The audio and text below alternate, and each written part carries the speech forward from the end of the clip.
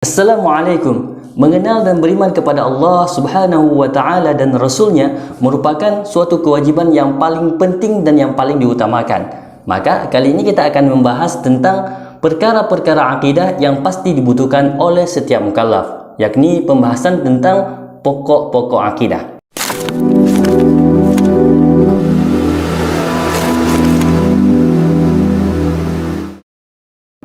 Sebelumnya, kita perlu tahu terlebih dahulu tentang apa yang dimaksud dengan pokok akidah ini.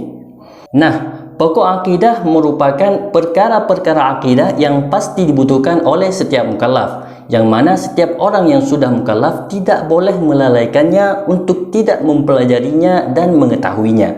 Itu. Baik, kita awali dengan pembahasan tentang makna dua kalimat syahadat.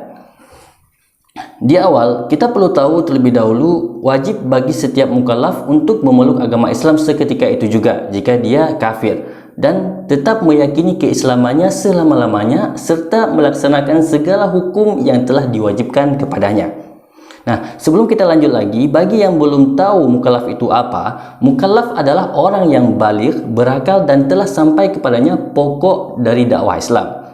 Yang dimaksud dengan baligh yang tadi, jika seorang sudah terjadi padanya satu di antara dua tanda kebalighan bagi laki-laki dan satu di antara tiga tanda kebalighan bagi yang perempuan.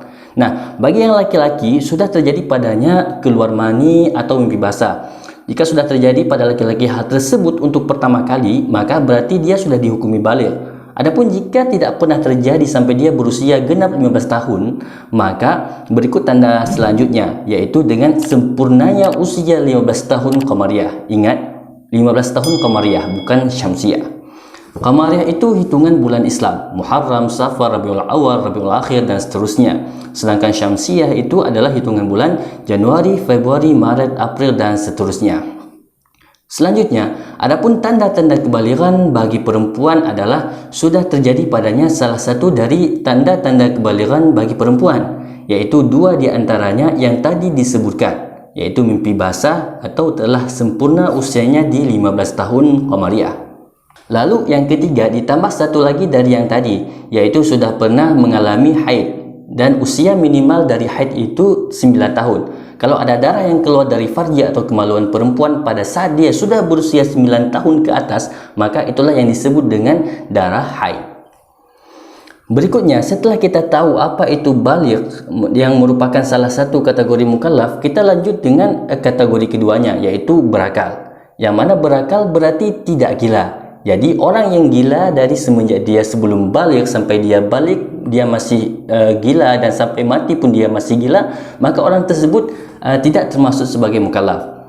Dan yang ketiga dari kategori tadi dinyatakan sebagai mukallaf adalah telah sampai kepadanya pokok dakwah Islam, yakni telah sampai kepadanya bahwa tidak ada yang berhak disembah kecuali Allah dan Muhammad adalah utusan Allah. Jika ia mendengar dalam bahasa Arab dan dia paham artinya, maka orang itu sudah dinyatakan mukallaf. Tapi jika dia mendengar dalam bahasa Arab namun dia tidak paham, tidak mengerti, maka dia tidak dinyatakan sebagai mukallaf.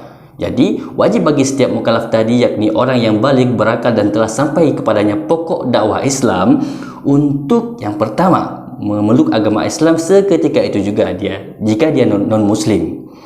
Yang kedua, tetap meyakini keislamannya selama-lamanya dengan kira hatinya bersih dari niat untuk meninggalkan Islam pada suatu saat nanti, atau dia ragu-ragu dalam hal keislamannya tersebut.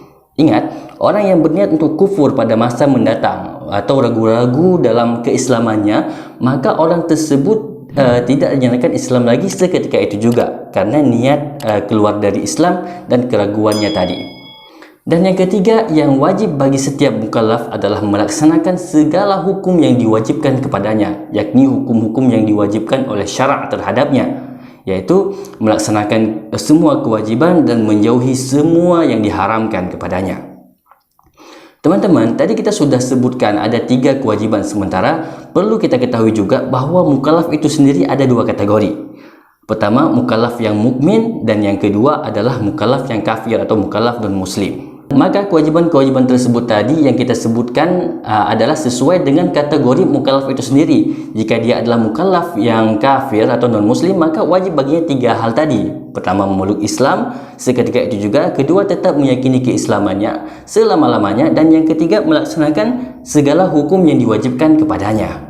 Adapun bagi mukallaf yang mukmin, maka kewajibannya adalah hanya 2 saja dari 3 hal yang kita sebutkan tadi. Karena dia memang sudah mukmin, sudah memeluk agama Islam, maka tidak wajib untuk masuk Islam lagi karena dia sudah memang muslim. Maka yang diwajibkan baginya adalah menjaga keislamannya selama-lamanya dan tetap dalam keislamannya sampai dia mati dan terus melaksanakan segala hukum yang diwajibkan kepadanya.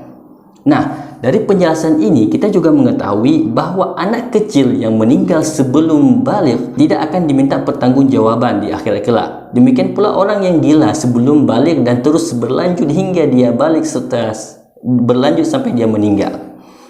Demikian pula juga orang yang hidup dalam kondisi baligh, berakal namun belum sampai kepadanya pokok dakwah Islam, yaitu 2 kalimat syahadat. Jadi orang yang mendengar 2 kalimat syahadat yang ada dalam azan dan dia paham bahasa Arab serta kondisinya baligh dan berakal, maka dia adalah mukallaf. Apabila meninggal dalam keadaan belum masuk Islam, maka dia berhak mendapat siksa di nerakanya Allah. Teman-teman, jadi jika ada seorang anak yang sudah mencapai usia baligh dalam keadaan berakal, maka wajib baginya melaksanakan kewajiban-kewajiban. Sebelum dia baligh, dia tidak diwajibkan melaksanakan kewajiban-kewajiban. Sehingga dalam hadis disebutkan bahwasanya Rasulullah Shallallahu Alaihi Wasallam bersabda, "Rufi'al kalamu an thalath." Dari anak kecil sampai dia baligh, dan dari orang yang gila sampai dia sembuh dari kegilaannya, sampai dia menjadi orang yang waras lagi atau orang yang berakal lagi. Berdasarkan hadis tersebut, maka si mukallaf wajib melaksanakan kewajiban-kewajiban. Adapun anak kecil yang belum baligh, maka sebenarnya belum wajib atau belum dibebani kepadanya untuk melaksanakan kewajiban-kewajiban. Akan tetapi wajib bagi orang tuanya untuk mengajarkan anak tersebut tentang pengetahuan akan hal itu.